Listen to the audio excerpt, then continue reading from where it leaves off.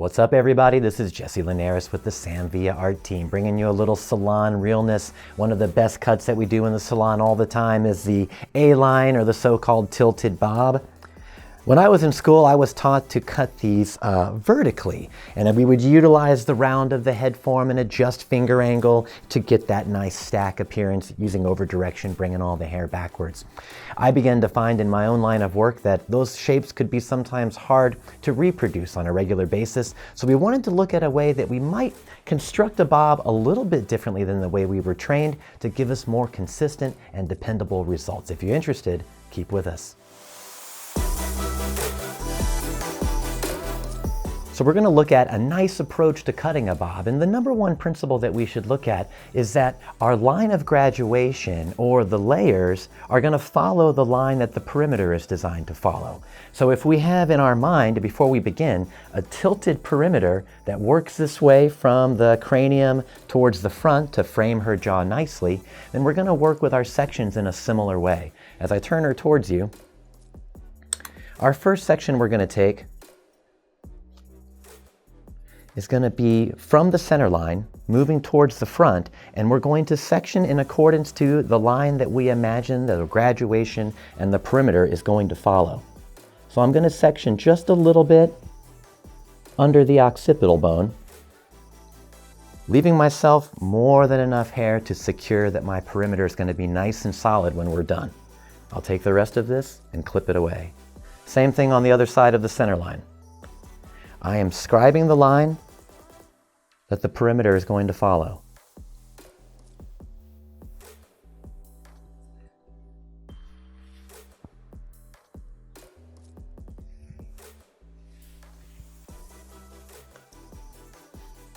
And once I have that on both sides, I'm ready to begin. We're going to take our first section about a ½ inch deep underneath the section line, leaving, like we said, a little bit of cushion to guarantee that our perimeter is going to be good. We're going to keep our elevation straight 90 degrees from that area of the head. And before we make our first cut, we're just going to look for that sweet spot on the length. Where is this bob going to begin as it sits right there? And will that line follow what we have in our prevision? So elevating straight up 90 degrees, finding that place where we want that first cut to take place. And we're actually going to use our blending shear for this. This is our 6-inch reversible blending shear, teeth going on top, so we can make a nice clean cut that's already blended. I can let this fall back down, and I'm beginning to see where the cut is going to start to take place. Doing the same thing on the other side, just taking a ½ inch section that leaves us plenty of perimeter to look at. Our guide will be coming from the previously cut section right there. Now we'll be careful to maintain our finger rotation, or our position of our hand relative to the parting. We want to make sure that we don't twist or rotate, which may cause unwanted elevation on either side of the section.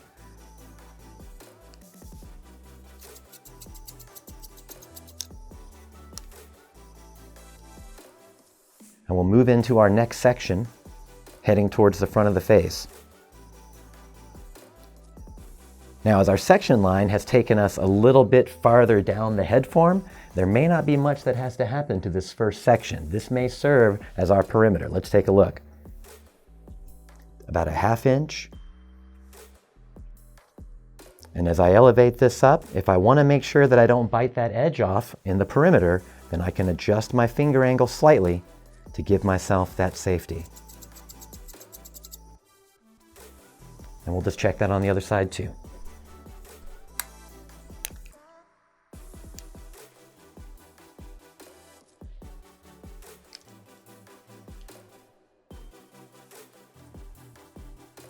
Just adjusting my finger angle to leave that length.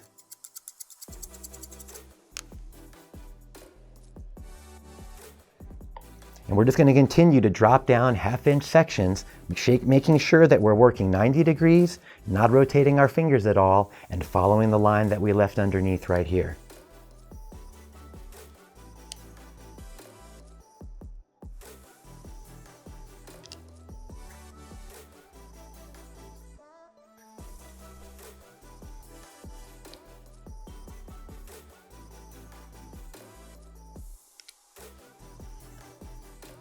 Now when we get to make this first cut, we'll take a little bit of our previously cut section from underneath just to evaluate where we are in the shape.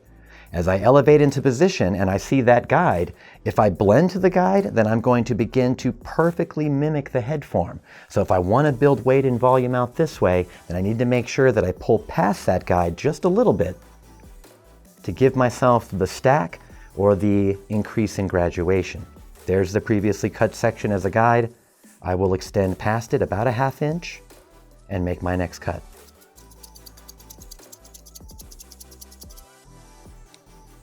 What's great about using the blending shear here is that it gives me a nice crisp edge that is also texturized and blended just at the tips. It allows a solid form shape like this to sit very nicely together.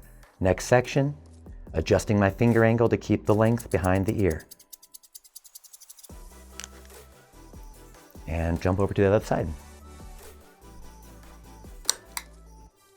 Repeating the same movements, ½ inch sections, following the line that's being scribed by our perimeter, and moving towards the front of the head.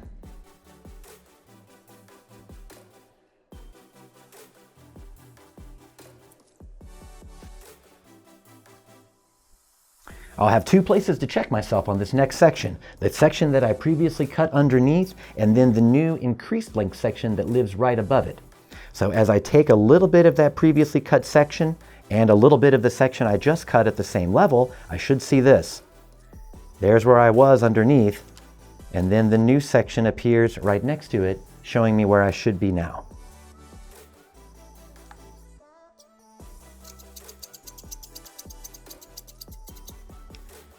And just continue my way forward.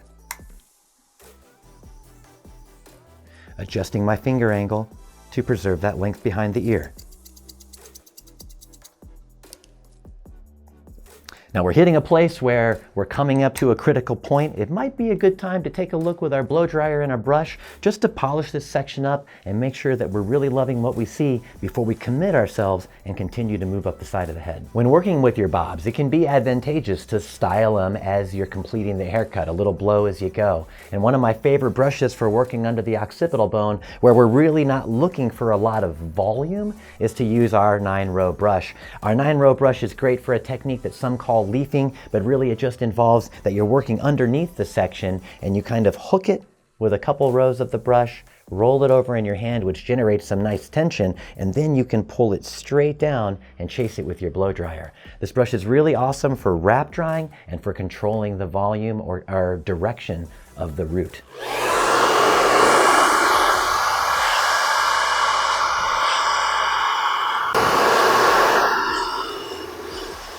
As the hard rubber core heats up on this, it actually allows us to begin to create that first turning under, that first bevel in the shape that will go back and anchor with a small round brush.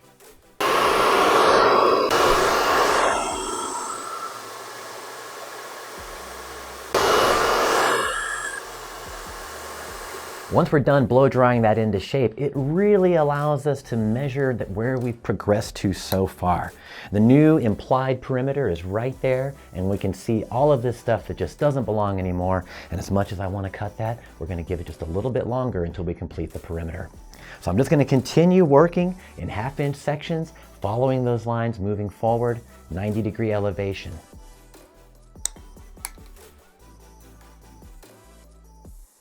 Why ½ inch sections? Working in very small sections allows us to have more control over the building of weight and volume above the occipital area. In truth, with each little section as we draw past the previous, we're creating a small amount of detachment or disconnection within the shape. The smaller the section is, the more likely we are to get away with it and to create something that will not be super obvious to the guest. Next section. Just planning these out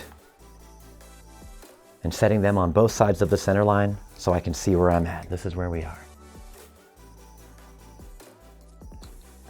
I'm going to take just a little bit of the hair that we cut previously from underneath to let me know where I landed before. It's right there.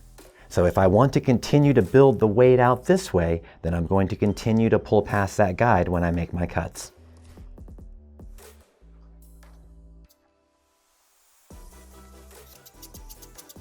A few chomps with our reversible blending shear should take it right off, leaving us with an edge that is blended and texturized, but also nice and firm, which is what we're looking for within this shape.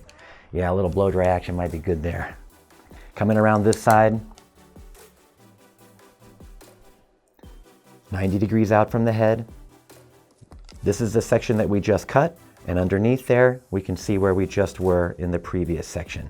The one guide next to it should be a little bit longer because we drew past the previous guide when we made the last cut on the other side of the center line.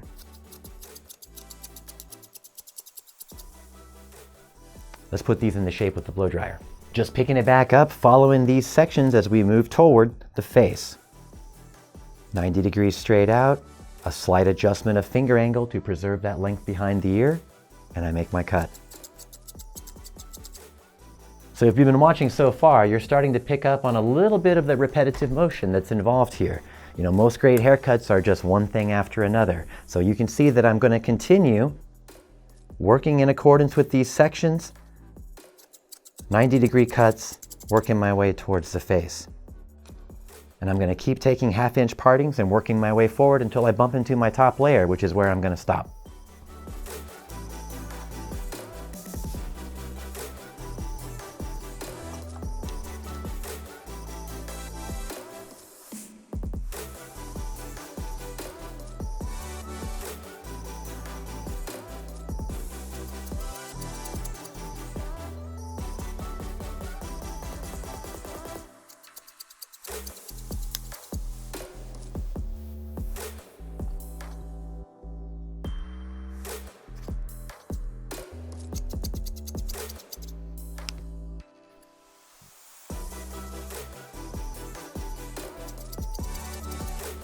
So that brings us to a place where we've just about completed all of the layers, worked our way up to the top now.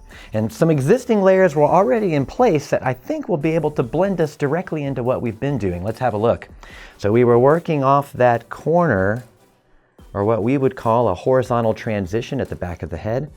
And now look at our 90-degree elevation coming directly off that part of the head form, and we just have that little bit of stuff right there to get rid of.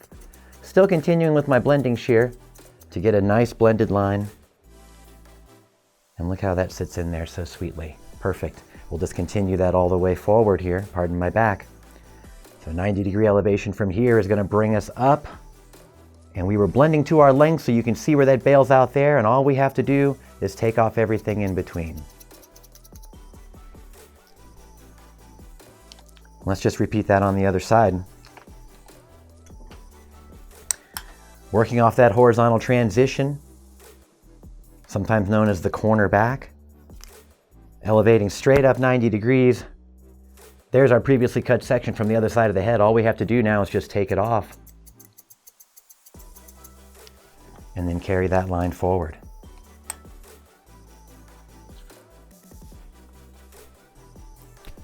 One of the biggest tricks in a haircut like this using these movements is to maintain strictly our 90-degree elevation along with our finger position relative to the partings. That will make or break these haircuts. If when you're doing your bobs, if you ever feel like that the back gets lumpy or that the graduation doesn't sit just so, I would recommend having a look at those two movements. Where is our elevation and over direction, and what is our hand doing relative to the parting? In short haircuts that live off the shoulder, those movements become so specific and so necessary to be mindful of. So that brings us to where we have pretty much joined everything up to the front. These final sections here really don't have anything else to be removed. They sit right in there just so. And all that leaves for us now is to take out the perimeter. We're going to continue using our 6-inch reversible blending shear. This is something that Sammy showed me once, that if you put the blade of the skin, or the blade against the skin, and then work the teeth of your blending shear into the perimeter, that it'll actually encourage it to help it turn under a little bit better. We're really just looking for where that line is scribed for us. We don't have to go in there and create the perimeter per se, but before we do so, here's where we were before, and then just with a little bit of technique, we're able to round that back out and give it a little bit more of a shapely appearance. So putting the blade right against the skin, and I'll use the wide teeth of my comb just to keep that hair from pushing away, pardon my head. and then I can take that off.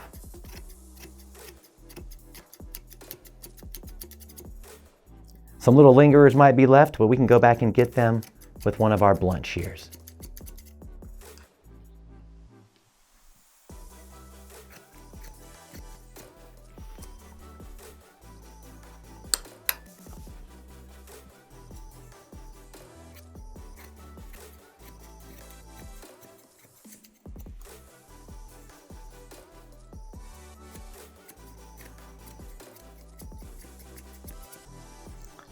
The length at the front was what she had specified as our stopping point, so we'll just make sure that we adjust our finger angle to meet that line and not take it.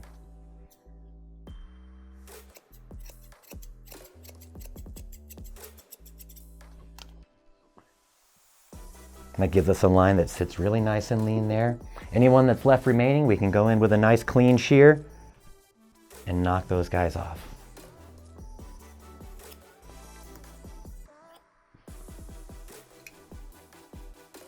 Taking ourselves around to the other side.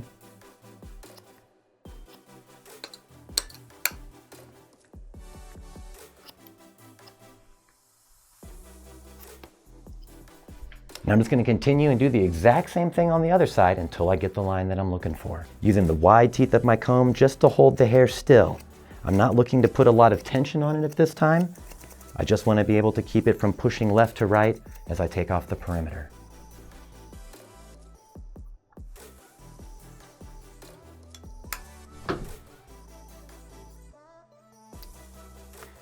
There was our guide in the front there, the length. So we'll just adjust our angle accordingly and take that off.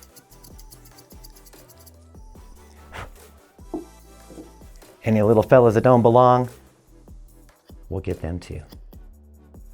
All right, so let's just recap what we did and how we got this result.